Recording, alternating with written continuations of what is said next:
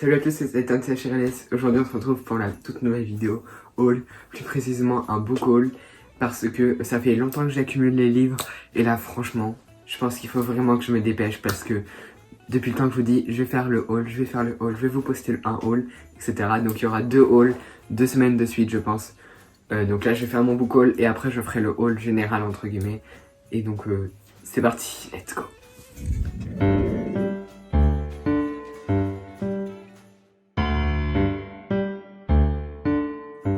Donc comme vous avez pu le voir sur la miniature, j'ai 22 livres à vous présenter aujourd'hui. Jamais autant acheté de livres de ma vie depuis le mois de mai. Je crois que je replongeais dans une période de lecture, mais vraiment incroyable. Déjà là on peut voir, mais les livres ils sont posés sur le sol, donc c'est assez haut quand même comme pile. Et du coup, on va commencer tout de suite. J'espère que vous allez aimer cette vidéo parce que ça fait longtemps que je dois la tourner et que j'ai toujours pas commencé. Mais bon, allez, c'est parti, let's go. On va commencer par ce qui est le plus intéressant pour moi, les livres Young Adult. Les livres Young Adult représentent tout ça dans mes livres que j'ai achetés. Ce sont des livres, déjà il y a quasiment pas mal de livres que j'ai déjà lus. Donc vous allez retrouver pas mal de livres que j'ai déjà lus, donc je vais peut-être vous donner un petit avis. Mais n'hésitez pas, je vais essayer de mettre dans ma description mon lien de Livre Addict, qui est une plateforme internet où on peut retrouver les notes que je mets au livre et quelques chroniques aussi qu'il y a sur mon blog. Vous pourrez y retrouver quelques rubriques sur mes lectures. On va commencer sans plus attendre par Anne de Green Gables de Lucy Maud Montgomery, je crois, c'est ça. Montgomery, c'est ça. Mon accent anglais est toujours incroyable. Alors celui-ci, je ne l'ai toujours pas lu, mais il est incroyable. C'est on appelle ça un relié, je crois. Oui, c'est un relié ou un brochet. C'est un relié, je crois, parce qu'il est en hardback, donc avec une couverture rigide. Magnifique. Par contre, la texture, vraiment, j'aime pas trop. Mais au niveau de la texture des pages et de la couverture à l'intérieur, donc le hardback, en plus ça brille, donc j'adore. Donc ça raconte l'histoire de Anne qui va dans différentes villes. Après c'est le premier tome, ça, Anne de Green Gables. Voilà, donc pas lu, donc je peux pas vous dire si j'ai bien aimé ou pas. Pareil pour ce livre-ci, Le syndrome du spaghetti. Donc ça je l'ai acheté pas longtemps. Alors les prix, pour Anne de Green Gables, 16,50 €. Et pour celui-ci, je l'ai payé, je l'ai eu en réduction à 13,50 €. Donc, c'est le syndrome du spaghetti de Marie Varel, ou Vareille, je sais pas du tout, je me suis pas renseigné. Ce livre-ci, je l'ai pas lu non plus. Vous verrez qu'il y a beaucoup de livres que j'ai pas lu. Bon, après, c'est normal, c'est un haul, c'est pas un update lecture. Mais parce que du coup, vu que j'ai... en fait, quand même, il y en a pas mal que j'ai lu. En fait, je pense que c'est moite-moite. Donc celui-là je l'ai pas lu, donc ça raconte l'histoire d'une femme, enfin d'une fille et d'une jeune fille de 16 ans, d'une adolescente. Elle est entraînée par son père, qui est à la fois son modèle, son meilleur ami, etc. Et puis elle rencontre un garçon, je crois, si c'est pas ça, ouais c'est ça. C'est une romance, c'est ce que j'adore, donc voilà. Ensuite, Tous nos jours parfaits, donc c'est un format poche cette fois-ci, édition Paul Fiction. Il m'a coûté 3 € sur Vinted, donc c'est pour ça qu'il est un peu cabossé. Une de mes meilleures lectures de cet été, j'ai adoré. Franchement, j'ai eu quelques citations. Par exemple, on ne peut pas empêcher les gens de mourir, on ne peut pas les empêcher de partir, on ne peut pas s'empêcher soi-même de partir non plus. Je me connais assez pour savoir que personne ne peut me tenir éveillé, m'empêcher de sombrer dans le grand sommeil. Ça ne tient qu'à moi, mais bon sang, que cette fille me plaît. J'ai aimé dès le début ce livre, franchement un des meilleurs livres que j'ai lu de toute ma vie. Cette lecture je l'ai lu en 2 jours, donc je crois que c'est plus de 400 pages en 2 jours. Ouais, c'est 400 pages en 2 jours. Voilà, il n'y a pas de souci. Du coup j'avais mis la note de 20 je crois sur Livre Addict. On enchaîne sur un livre que j'ai pas lu. Qui est dans mes lectures prochaines, après mes lectures de Noël, parce que celui-ci il date de cet été, je l'ai acheté cet été. C'est Amy vs Oliver de l'édition Pocket Jeunesse. Donc c'est une fille première de la classe qui rencontre un gars dans une maison dans un magasin de disques et ils vont... Enfin, c'est les opposés qui vont se retrouver ensemble et qui vont... C'est une romance aussi, donc voilà, c'est tout ce que j'adore. Et l'auteur, c'est Vicky Skinner. Ensuite, on se retrouve sur une des meilleures éditions pour moi de cette année. J'ai fait une découverte sur cette édition-là. C'est l'édition Cours Toujours de Nathan. Et c'est des éditions avec des histoires d'à peine entre 50 et 100 pages. Donc c'est vraiment des toutes petites nouvelles en fait. Voilà. Il coûte 8 euros. De toute façon, les livres comme ça, tout petits, ou les poches, c'est environ 8 euros. Et les autres, bah, c'est environ entre 15 et 20 euros de toute façon. À part ceux où je vous dirai le prix parce que je les ai achetés moins cher. Donc, Sortir du placard de Rachel Coren-Blit. Alors, j'ai déjà lu du Rachel Coren-Blit. Je sais plus quel livre j'ai lu d'elle. Les poteaux d'abord de Rachel Coren-Blit. Et là, je l'ai toujours pas lu, mais du coup, c'est Sortir du placard. Donc c'est encore un truc, voilà, à 17 ans, Rita n'a pas de petit copain, c'est encore une romance. Voilà. Ensuite, tant attendu, j'ai toujours pas lu, N'osez pas le contraire. Alors, je sens que je vais chialer sur cette lecture. Pas besoin de vous expliquer le synopsis, je pense que vous le connaissez. Il y a eu un film, alors celui-ci je l'ai payé 2 euros en brocante, mais de base son prix c'est 16,90 €. Un de mes coups de cœur de ces derniers temps. La nuit où les étoiles se sont éteintes. Et pourquoi coup de cœur? Parce que je l'ai fini il y a 2 jours. Meilleure lecture depuis la rentrée, depuis la fin des vacances, depuis tous nos jours parfaits. Exceptionnel, j'ai mis la note de 20, donc c'est une romance gay, mais pas que non plus, parce qu'il y a une histoire aussi, il a perdu sa mère, etc. Donc je recommande fortement, mais vraiment fortement. Donc c'est une coécriture, je crois, si on dit ça comme ça. Donc il y a 2 autrices qui s'appellent Nin Gorman et Marie Olnino. Je sais pas si c'est 2 autrices ou un auteur et une autrice. Mais voilà, donc j'adore. Donc c'est à partir de 16 ans. Mais à vrai dire, ça va. C'est pas trop non plus, voilà. Et en plus, ce qui est bien, c'est que... Je sais pas si je vais trouver un chapitre comme ceci. Mais dans les chapitres qui sont assez sensibles, ils ont mis au point un système, ouais, comme là, d'une étoile qui est remplie, comme ceci. Alors que sur les chapitres qui ne sont pas sensibles, l'étoile n'est pas remplie. Donc si vous voulez vraiment pas être choqué, eh ben, lisez pas les chapitres qui sont avec une étoile noircie. Ensuite, un livre que je n'ai pas lu, c'est Cœur brisé, tête coupée. Donc celui-ci, je l'ai eu 2 euros en brocante également. Il coûtait 16,90 €. Donc je crois que c'est une romance aussi. Ezra, un homme, il est 17 ans, il est sportif, beau, brillant, il est au lycée.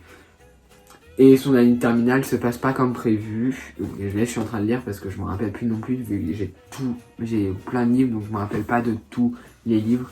Là, il y a une nouvelle qui s'appelle Cassidy et bah, c'est une romance encore. Ouais, comme mes styles de lecture, c'est vraiment que des romances quasiment. En tout cas, en young adulte, j'ai beaucoup de romances. Après, en jeunesse, c'est plus young adulte, c'est plus du jeunesse aussi. Hein. J'ai mis young adulte jeunesse, mais j'ai pas mis du... Voilà. Après, c'est beaucoup de romances et très peu de livres adultes, etc. Donc, voilà. Donc, c'est de l'édition Gallimard Jeunesse. Ensuite, c'est un livre que je n'ai pas lu encore. Les histoires, ça ne devrait jamais finir. De Esmé Planchon, de l'édition Bayard. Et donc, c'était un homme, Lucien, il a 16 ans. Sur internet, il est Zora, donc voilà. Et en gros, bah, ça raconte encore c'est des histoires, une histoire pas forcément d'amour, mais c'est une histoire qui va être assez touchante car bah, déjà rien qu'avec le titre, les histoires ça ne devrait jamais finir, on sait directement que ça va être assez touchant. Un livre qui fait aussi un de mes coups de cœur de cet été, en fait cet été j'ai eu que des bonnes lectures, pardon. J'ai eu que des bonnes lectures parce que les livres que j'avais choisis pour cet été, je savais qu'ils allaient être trop bien. Donc j'étais plutôt ravie. Donc c'est Un si joli désastre de Sophie Gonzalez. Donc c'est un mix entre Love Simon et Grise. Je sais pas si vous connaissez. Donc c'est une romance gay. Will, il se rencontre. Enfin, c'est une histoire entre Will et Holly. Et j'ai retenu quelques... Si je me trompe pas. Et celle-ci. Celle-ci, elle est vraiment très très touchante. Oula, je viens de plier le truc là. Je viens de faire défoncer.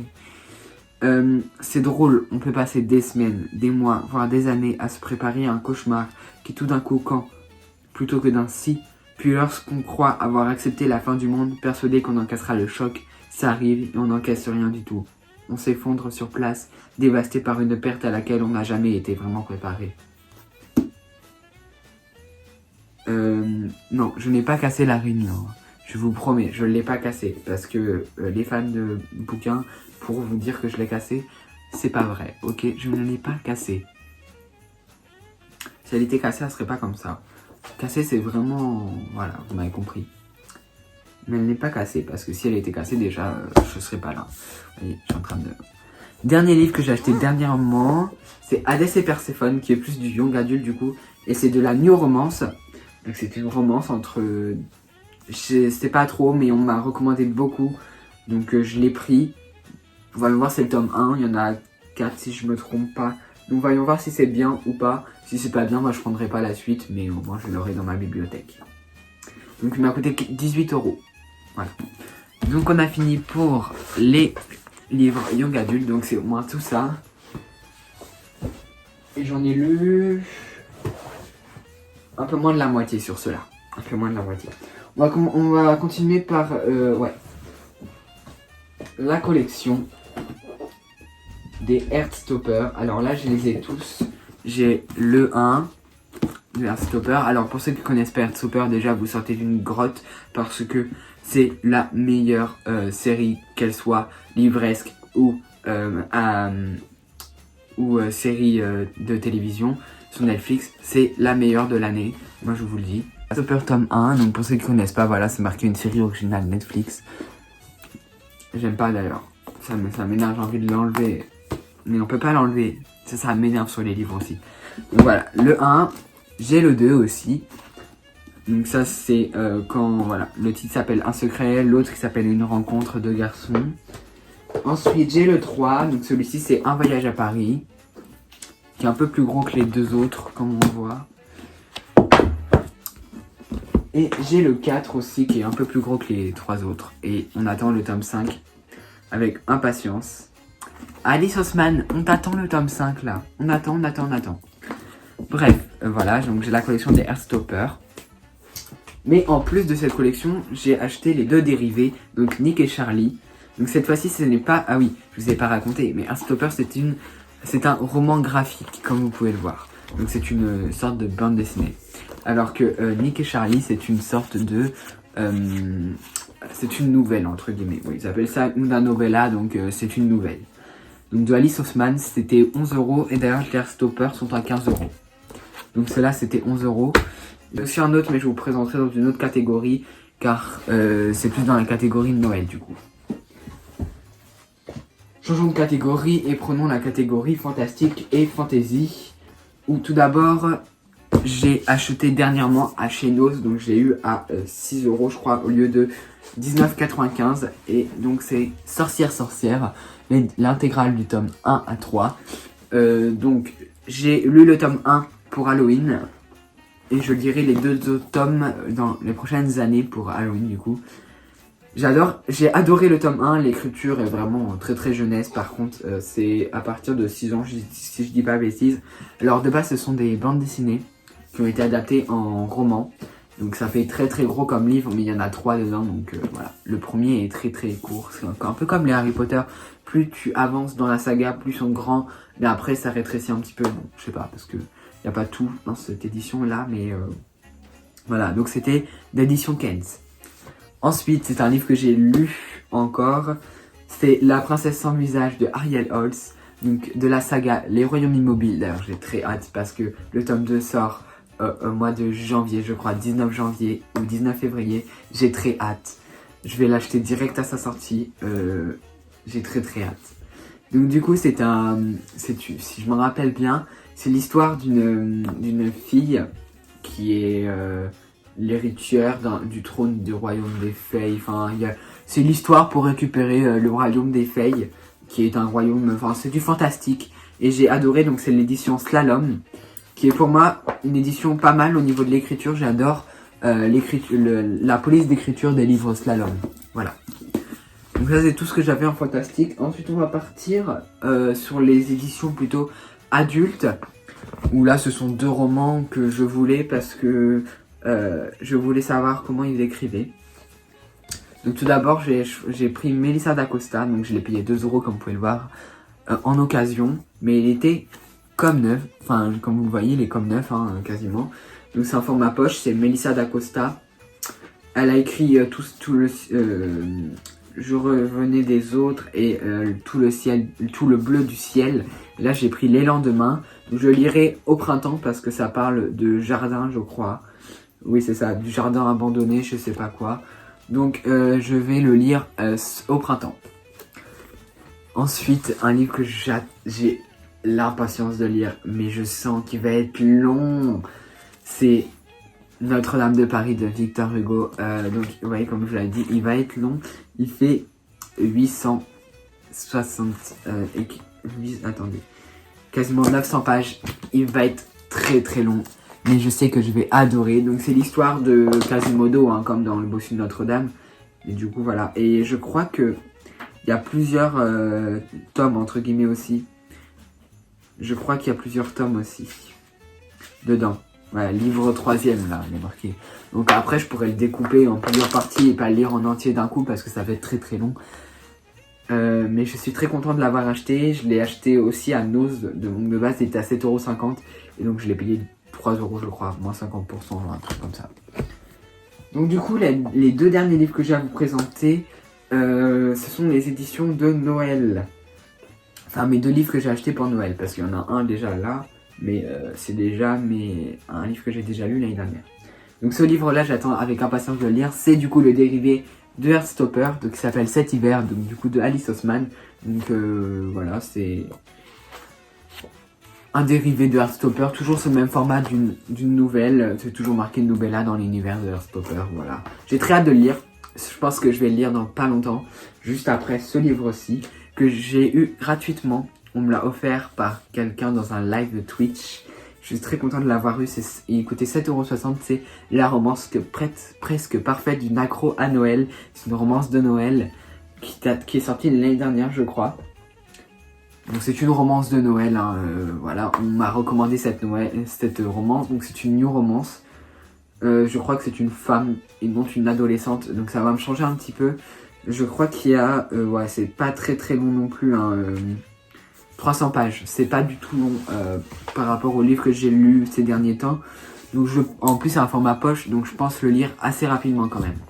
J'espère, parce que je vais pas m'éterniser non plus sur ce livre-là. J'aimerais lire d'autres livres après. En plus j'aime pas lire des formats poche. J'aime pas les formats poche. Voilà, c'est tout pour cette vidéo. On se retrouve dimanche prochain pour le haul général.